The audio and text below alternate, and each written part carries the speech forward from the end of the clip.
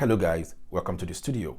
Today on our episode of Beat Breakdown, we'll take a listen to one of the beats made for a project and then we'll run a quick breakdown and hopefully you find one or two things that might be useful for you in the course of your own beat making. So let's go.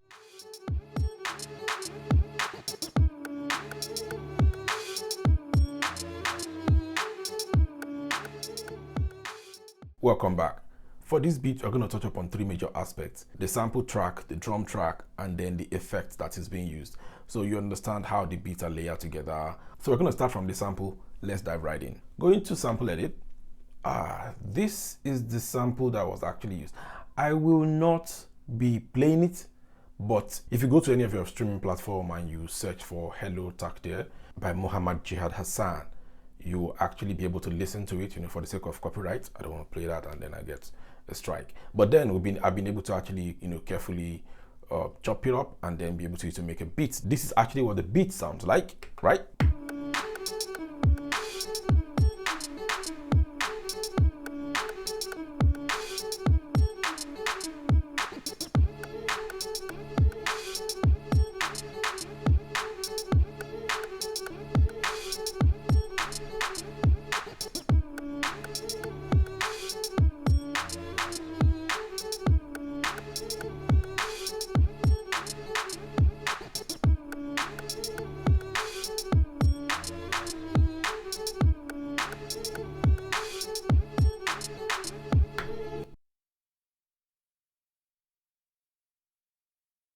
So from here, so the first thing I did was basically to use the AI stem separation tool to separate the beats, because all I need basically happens to be just the strings. I don't need anything else. I only need the strings. So what I did was I was able to use my Ripidor X by Hit and Mix to do the stem separation, because that's, for me, is a lot more flexible in terms of what I can copy and what I can make use of, compared to using the stem separation that comes with the Akai MPC devices. Talking about the one that is currently in controller mode, right? For me, I still prefer to use the one on the Hit and Mix.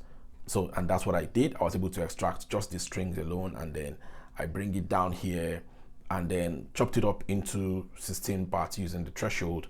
So now, if you remember, in one of our previous videos, I showed you how you can actually do your chopping here in the sample edit, and then you can export it to a different program so that it becomes a program that you can use by itself and without having any relationship to the original one, basically by just copying the part parameters. That is what I did here. And then if you come to main right here, this is it here.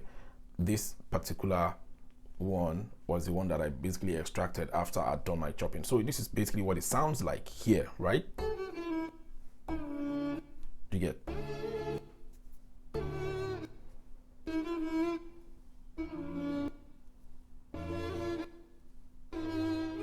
And the same thing up until the end.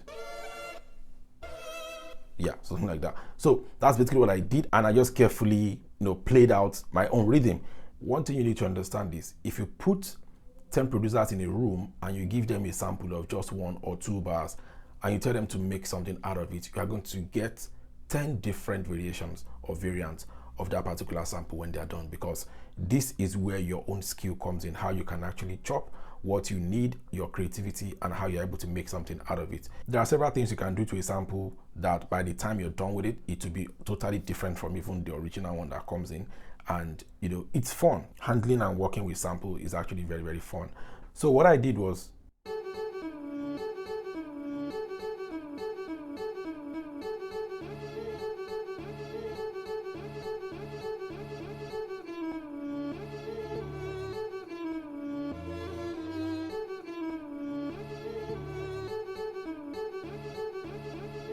that's basically what I did, and put that in. Then I was able to now go, I picked up, if you come back to the very first track, see the drum kits, just basic drum kits, some couple of, snares and the claps added to it, then the open and the closed hat, and then I got some percussion there. And that's basically what I made use of, nothing else aside all of this what you have here. So after I was able to arrange my own beats, the next thing I did was now I'm adding effects to it. So let's hear again how everything sounds in isolation, then I'll put the two together, then I'll show you the effects I added to each one of them and how they were able to actually make more sense, adding those effects. At the same time, I use some panning effects to send some to the left and some to the right. I always encourage that to create more room and more space, so that just space out your production. That way, when you are laying audio on it, audio remains in the middle, and then others just basically complement it. It's very, very fun when you're doing your mixing like that. Also remember, if you want to know more about how to use plugins and how to basically just mix your song and master it, we have a course on Udemy that can actually walk you through the entire process from start to finish, on how to actually mix your project on a professional level. For this month of June, there's a link in the description below. If you click on it, you get a discount. So let's get back in. Now, let me solo this, play.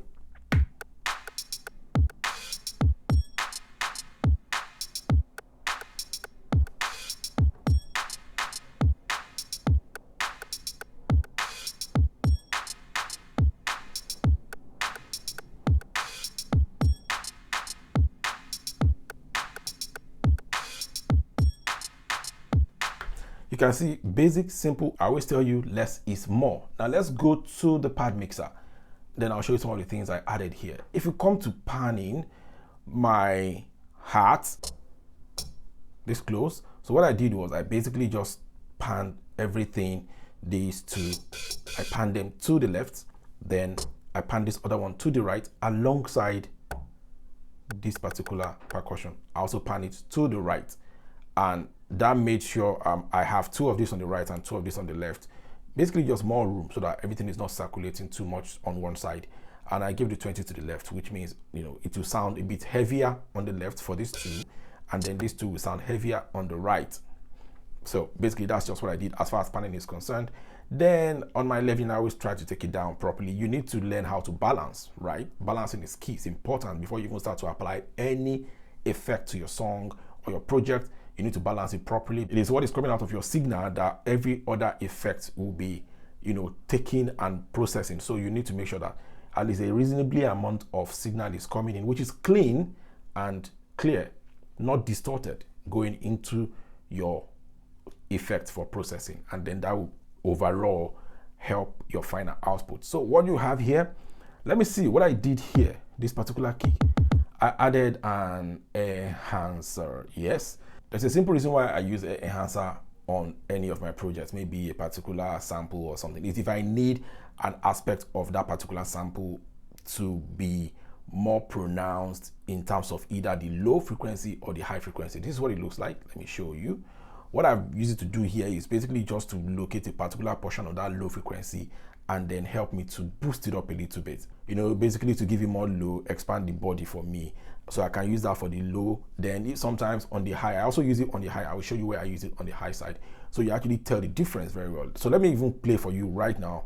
Hopefully you hear how it sounds if I disable this and then I enable it back, especially on that kick. Listen.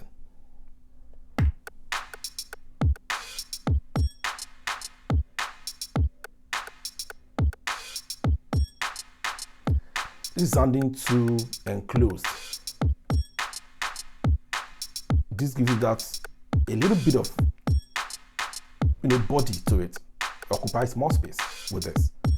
So that's what I use the air enhancer for on this. And then before that, I think let me go to program edit and show you something. Program edit, if you come to effect here, this is where I actually got it off. I use soft clipper on my kick, right? This is at 1.7. This is it without the soft clipper originally. You can see low. So instead of me to even say, let me add any other effect to probably boost it, maybe use a transient or something to enhance the attack and all that, I can easily just use the soft clipper and put it up a little bit, just a little bit. And so I like using that sometimes. Not every time you have to go and slap an effect on it. So let's come back here. Let's go to the trap clap. Oh yeah. Now this, I need it to have a little bit of feedback for me, right? And I need it to be more punchier. I need to work on the attack. So that's why I use air transient for this. And if you go to air transient, you see I basically just use it to pull up my attack a little bit by just 23% more than the normal. That's basically how I was able to get a little bit, punchier attack as far as that one is concerned. If I take it off, you hear it sound, but if I enable it, it kind of like punches more with this. That sound that you're hearing underneath that seems like the sustain. I could have done that here, but I prefer sometimes to use another reverb effect to achieve that. Just, that one to me seems a little bit more mellow than if I use the sustain. There are times that I use the sustain depending on the kind of project I'm working on or the kind of sample you're working with. And how was I able to achieve that? If you come back here and you go to send, you can see I send a little bit of it to my return one. This is send one. I sent it to the return one. That's why you have it. A little bit is the only one that I sent to a return one here because I needed to give me that, reverb effect. And what is on return one? You might ask, right? If you come to channel mixer, you will see right here on my returns. Return one, I have air reverb, right? The other returns, I didn't put anything in there. So return one has the air reverb. Basically, the default setting, I just turn it a little bit to make sure I get a feel of that reverb coming back to me. So this is what you should have heard originally. If you come back here, this is on 18.6 decibel. You hear how it sounds if I take off this particular send. You can see very, very dry. It's on the very, very much. Do you get? That's just to let you know that, yeah, something is going in there. But what it does is to just return that particular signal and layer the output on your original signal. So let me take you back to the 18.6. Yep, right here. So just a little bit underneath. It doesn't have to be too much. Otherwise, it will conflict with other things. Then we come out of here, right? So for those two, that's how I was able to, get that one sorted. Then if you go to the second track, let me solo this, go to the second track, which is this particular one. What was I able to do here? The same thing I did pretty much here. Let's come back to the channel mixer.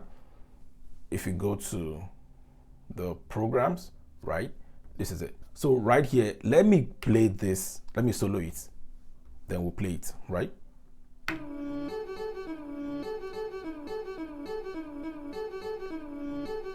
Wait for the fourth bar. You see that particular scratch, I could have taken the sample, probably drop it on my DJ mixer and then scratch it. But why would I do that when I already have Flex Beat Player? And Flex Beat Player, that is what it can do for you. One of the things, right, that it can do for you. So what I did was basically just, in channel mixer, as you can see right here, the Flex Beat Player, I was able to automate it. In one of our videos also, I've already shown you how you can automate your Flex Beat Player. You don't have to slap it there and leave it like that. Or you can actually automate it. And I was able to automate it basically just by pressing my read and write and then tapping into it and tapping out of it. So if I play it for you right from here, you see what happens. When it gets to the fourth bar, you see. So that's basically what happens. And then to continue like that up until the 16th bar and give you that kind of, interesting bounce. So that scratch pattern too, basically works pretty well for me. The second thing I did here with the air enhancer, I told you I sometimes like to use it a lot.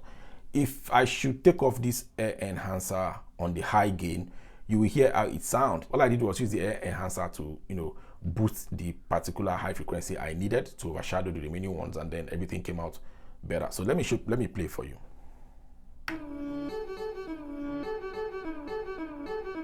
This is the original. You can see it has a kind of like a harsh portion of that high that seems just too raw. But with this, I pushed up a little bit of the high frequency and increased the gain to 6. It was able to give me that feel of someone is actually playing it here without any form of extra additives. So what I did right there was just, locate that particular high frequency that I needed to boost up and then pushed it up a little bit. That way it took off that harsh edge and then made it a little bit softer for me. So, and it sounded a little bit more natural even by doing that. So that's basically what I did there with the enhancer. So after that is done, Then all I did was send a little bit of it. If you come to send one as well, I sent a little bit of it to that return one, and that is why you can also hear that it has a little bit of the reverb underneath. It gives you that feel of, okay, this thing is played in a particular hall or a room, and that roomy feeling is awesome when you're trying to actually do your mixing. That's how I was able to achieve all of this. Did I add anything else? Yes, I think I did. If you come to the drum kit, let's go to level. If you come to drum kit, you see there's an air compressor here. The drum kit in itself put into consideration all the samples therein and done my balancing, added all the effects I needed to add. Last thing I did here was added an air compressor just to boost the overall volume. And this is what you have. So let's play that. Okay, I think I muted it. Let's go back on solo. I can get it from here as well. If I come to, this is in program. Oh, I'm on the second one, right? Yeah, come back here. Air compressor. Do this. If I disable it,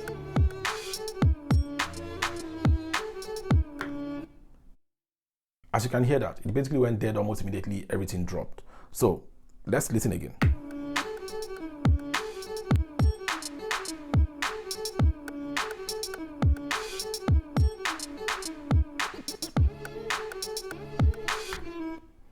Well, like I always tell you, you will be setting your threshold, your output decibel, and your ratio based on the overall or the total volume of the samples you're working with, so that it doesn't become distorted and it doesn't become too compressed and then sounding very, very, wobbled and not nice. You have to be the one to manage this appropriately, from thorough listening to what is coming out of your, speakers. Now, the important thing to note is, my ratio, I make sure I set it between just 3 to 1, which means for every 3 decibels that crosses that particular threshold I set, it should compress it and give me just 1 back. And that way I'm staying within range. And at the end of all of this, one thing I always try to do as well to also help and enhance the overall output is if I go to my final output, which is the master output here, I put an L limiter here. Let's go here. So let's play and then we'll take it off. You hear how it sounds without the L limiter. In fact, let's start from there. Without.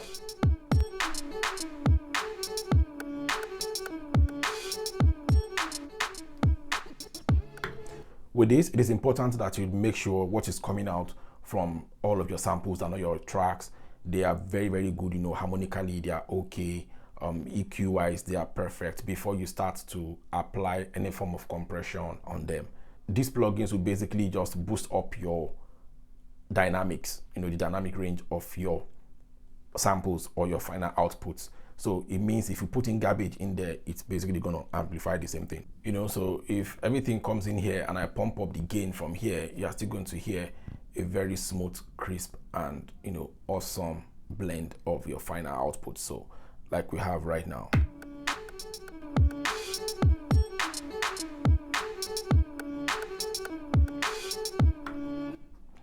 So yeah, that's basically the steps taken to ensure we get to this stage where we are right now as far as the beat of the week is concerned, this beat breakdown. And I hope you learn a thing or two as far as how this is being put together. We'll be doing this on a weekly basis henceforth, just to brush up your own skills as well, and then see 1 or 2 things that you can pick from it. And then if you like the beat, also drop your thoughts in the comment section below, and don't forget to like and subscribe. We'll see you in the next one. Have a wonderful day.